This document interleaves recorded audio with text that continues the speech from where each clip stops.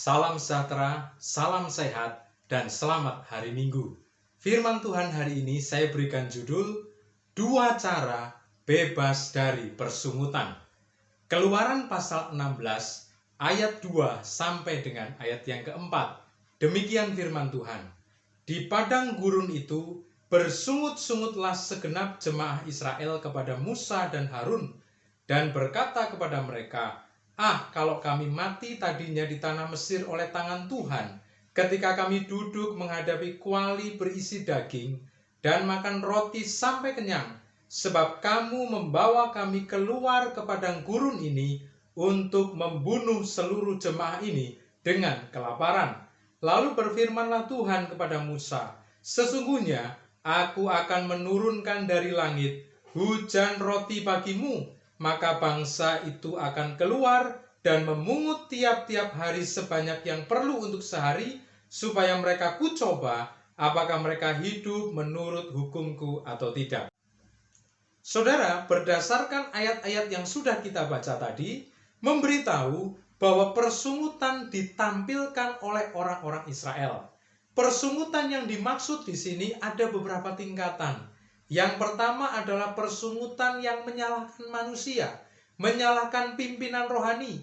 Musa dan Harun dipersalahkan oleh orang-orang Israel. Dan persungutan yang tingkatannya lebih tinggi adalah menyalahkan Tuhan.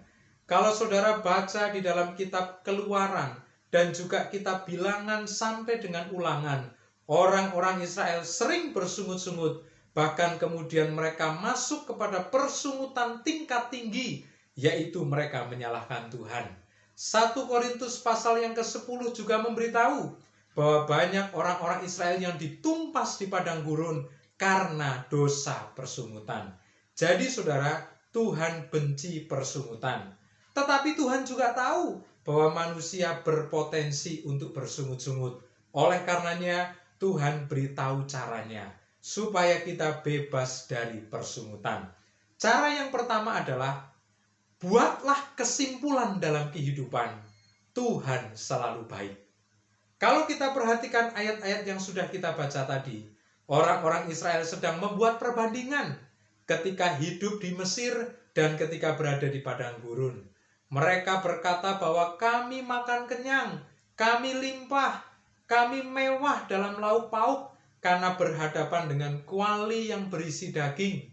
Lalu kemudian mereka perbandingkan dengan keadaan di padang gurun. Lalu mereka membuat sebuah kesimpulan. Di padang gurun buruk keadaannya. Di padang gurun susah, sulit, memprihatinkan. Di padang gurun terancam dengan kematian karena kelaparan. Akhirnya mereka bersungut-sungut. Dapat dikatakan kesimpulan akhir adalah Tuhan tidak baik. Kesimpulan akhir adalah Musa dan Harun salah. Jadi saudara, jangan contoh orang-orang Israel. Kalau membuat kesimpulan akhir atas kenyataan hidup, buatlah kesimpulan yang mengatakan Tuhan selalu baik. Barangkali ada di antara kita yang mengalami omset yang menurun. Mungkin ada juga pekerja-pekerja yang menjual jasa, yang menjual skill keterampilan, yang menjual tenaga. Lalu di era corona ini semua mengalami penurunan. Tetapi saudara, buatlah kesimpulan Tuhan selalu baik. Ada tukang-tukang ojek yang mungkin saat-saat ini mengalami sepi order, baik ojek yang bukan online maupun ojek online, dan juga tenaga-tenaga yang lain yang bergerak dalam bidang jasa, dalam bidang hiburan, dalam bidang pariwisata, bahkan juga para rohaniwan, dosen-dosen yang ada yang seringkali melakukan pergerakan mengajar di sana-sini, tetapi karena corona semua serba terbatas. Undangan-undangan, orderan-orderan, kepercayaan-kepercayaan mengalami penurunan, tetapi kita tetap harus bisa membuat kesimpulan Tuhan selalu baik. Tuhan tetap baik. Barangkali dengan sepinya order, Tuhan sedang menghindarkan kita dari kecelakaan. Ada banyak bisnismen, pengusaha, kaum profesional yang melakukan pergerakan bisnis kemana-mana sebelum era corona. Memang betul pemasukan meningkat, harta berlimpah, sepertinya tidak ada masa paceklik. sepertinya tidak ada masa krisis, tetapi justru ketika masa corona kok sepertinya semuanya mengalami penurunan. Ketahuilah saudara, justru ketika Tuhan izinkan kita banyak di rumah, ketika Tuhan izinkan semua sedang mengalami penurunan, termasuk pergerakan kita terbatas, Tuhan mau hindarkan kita dari kecelakaan. Tuhan mau menghindarkan kita dari kerugian-kerugian yang lebih besar. Dan mari kita tetap harus berani membuat sebuah kesimpulan, Tuhan itu baik. Seharusnya orang Israel berkata, kami di padang gurun, meskipun semua serba terbatas, tetapi kami bukan lagi budak. Kami orang-orang merdeka, Tuhan tetap baik. Tuhan bawa kami di padang gurun sebagai orang-orang merdeka. Dan Tuhan pasti jamin kebutuhan kami, karena Tuhan yang bebaskan dari Mesir. Cara yang kedua, cara yang terakhir, supaya kita bebas dari persungutan adalah ayat yang keempat saya baca lagi. Lalu berfirmanlah Tuhan kepada Musa, sesungguhnya aku akan menurunkan dari langit hujan roti bagimu. Jadi sebenarnya Tuhan tidak pernah berhutang kepada umat Israel.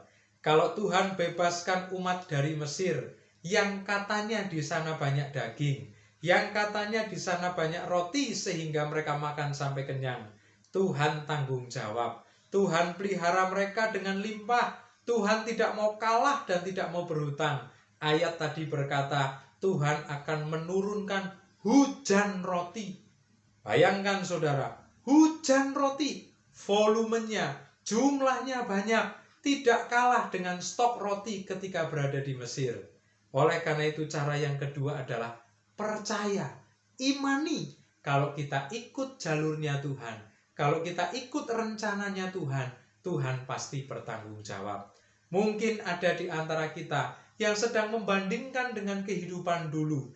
Ketika belum kenal Yesus, ketika belum jadi orang Kristen, kok sepertinya hidupnya enak, hidupnya makmur, banyak yang mencintai, banyak yang menyukai, keluarga juga turut memperhatikan. Tetapi justru ketika terima Yesus, kok sepertinya menjauh, kok sepertinya keadaan menjadi tidak baik.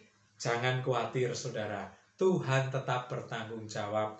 Tuhan sudah bebaskan kita dari kegelapan, Tuhan bawa kita kepada terang. Walaupun itu jalur padang gurun, tetapi di situ ada hujan roti, ada hujan berkat, dan itu dikhususkan untuk umat Allah yang mau mengikuti jalurnya Tuhan.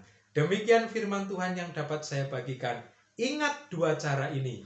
Cara yang pertama, buatlah kesimpulan dari setiap kenyataan kehidupan, Tuhan itu baik. Dan yang kedua, imani, yakini, percaya, Tuhan selalu tanggung jawab.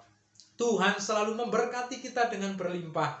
Tuhan pasti buat keadaan kita lebih baik dari keadaan sebelumnya. Sampai jumpa, Tuhan memberkati kita semua.